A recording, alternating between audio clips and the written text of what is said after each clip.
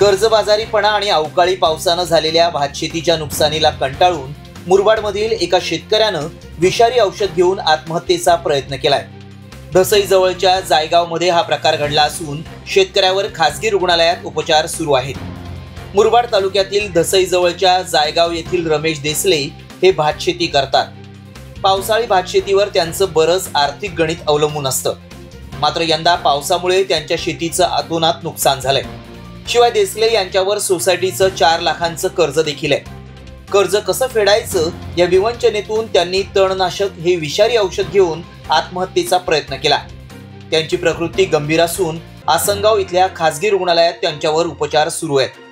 अवकाळी पावसामुळे मुरबाड तालुक्यातील भातशेती तसंच भाजीपाल्याचं मोठं नुकसान झालंय। त्यामुळे शासनानं तत्काळ शेतकऱ्यांना मदत करावी अशी मागणी इथल्या शेतकऱ्यांमधून होतीये। माझं नाव प्रकाश रमेश देसले, मी त्यांचा मुलगा। त्यांच्यावर काही औषध खाल्लेलं आहे, सोसायटीचं कर्ज पण आहे त्यांच्यावरती। भातशेतीचं नुकसान झालं आहे, त्याच्यासाठी काही औषध खाल्लं आहे। ते सारखं टेन्शनमध्ये होते। त्यांच्यावर कर्ज आहे 4.5-5 लाख रुपये कर्ज टोटल।